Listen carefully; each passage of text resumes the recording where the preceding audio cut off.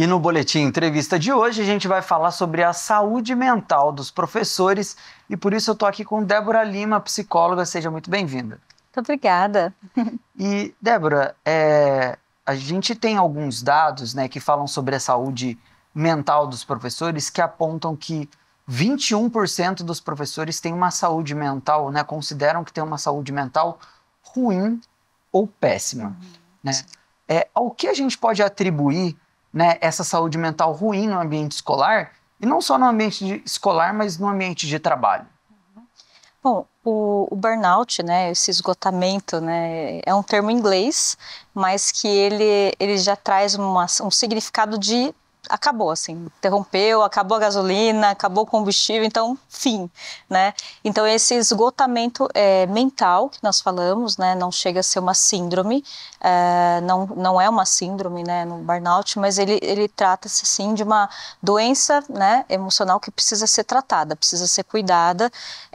Então, se você tem alguns sintomas, se você está sentindo algumas coisas, ou você ficar atento, né, a esses sintomas é importante para que você entenda que em algum momento, né, você vai precisar tratar isso de alguma forma, né, e o ambiente escolar, isso acontece muito por conta desse esgotamento, dessa alta demanda de muita informação, né, uma demanda que vem de ensino, você usa muito essa capacidade mental, né, o tempo todo para ensinar, para cada aluno no seu ritmo, né, cada criança, né, aluno, adolescente, está num nível, então acaba puxando um pouquinho mais, né? E eu acho interessante a gente pontuar que o trabalho dos professores, né, ele exige um conhecimento, um domínio da matéria que ele dá, né, mas também exige uma inteligência interpessoal muito grande, né, porque ele a todo momento está lidando com outras pessoas ali, várias pessoas diferentes dentro da sala de aula, né? E muitas vezes exige mais da saúde mental dos professores, da inteligência emocional desses professores, né? Essa questão de mesclar essas inteligências, né? Eu preciso passar bem a minha matéria, mas eu também preciso investir na inteligência pessoal, né? Complica mais a vida do professor de ter que ser, ao mesmo tempo, meio psicólogo e ainda um professor de matemática, por exemplo. São vários papéis, né? Em alguns momentos você tem que ser ali o professor, né? Para aquele aluno com alguma dificuldade, você tem que puxar mais para você tem que ser mais paciente para outro.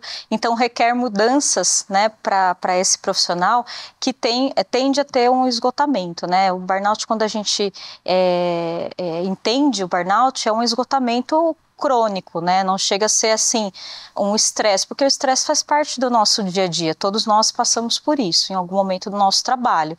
Então chega até a ser um estímulo para você se desenvolver. Mas quando você é muito estimulado, muito cobrado, ou você não consegue administrar muito bem o seu tempo, também tem os dois lados. O ambiente que você está às vezes é muito complicado, muito tóxico, que né? Enfim, tem uma outra esfera em cima disso, também acaba complicando, né, acaba ajudando a contribuir para esses sintomas, né, para esse estado de burnout. Então, o burnout, na verdade, ele é o ápice, né, de um ambiente, de um período de estresse que a pessoa está vivendo, né? Seria um evento de esgotamento. De esgotamento, exatamente. Então, uma coisa é você ter o estresse diário, naquelas doses que todos nós passamos, por pressão, prazos, né? E por mais que você ame o seu trabalho, você tem entregas a serem realizadas. Um professor também, né? Tem que cumprir uma grade, ele tem que cumprir ali um cronograma, né? Com as provas. Então, muito até lá... Muito trabalho para casa também. Muito trabalho para casa, né? Lidar com os pais, lidar com a própria gestão da escola, né? Então, tem tudo isso. São frentes ali, são necessidades que ele acaba encarando e que pode gerar, sim, um estresse que passa um pouquinho. Então, é importante que essa pessoa entenda, né, o que falta planejamento, eu preciso gestar meu tempo, eu preciso me descansar mais, eu preciso cuidar mais. Então, é importante cuidar de tudo isso, né? Eu acho que é bom a gente até ir encaminhando para isso mesmo.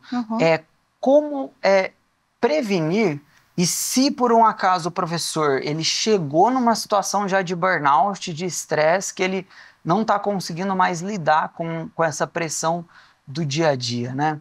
Como ele resolver ele sair dessa situação?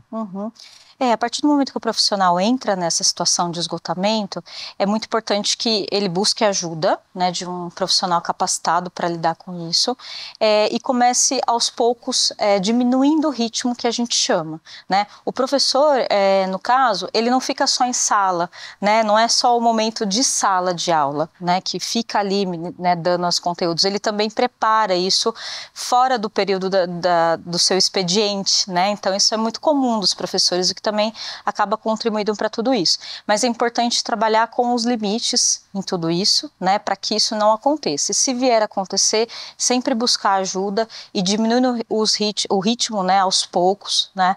O momento de descansar, né, umas 2 horinhas antes de você descansar de fato, você dormir, você começar a falar, não, agora deixa eu parar de trabalhar, deixa eu agora desligar mesmo e desligar de fato né, o máximo que puder até de redes sociais e poder ter um sono tranquilo. Tem pessoas que precisam de 6 horas, mas é no mínimo 6 horas, 8 horas, né? Então tem um descanso, uma atividade física, tudo isso vai contribuir para que essa pessoa saia desse esgotamento emocional, né? E ela consiga realmente falar, nossa, agora eu consigo lidar melhor, porque é como se fosse a pilha ali sempre Aí você começa a não gostar do seu trabalho, você começa a sentir que está muito cansada, não tem mais paciência, uma coisa que você gostava muito de fazer há tempos atrás, você passa a não gostar, então já é um sinal que você precisa olhar para isso.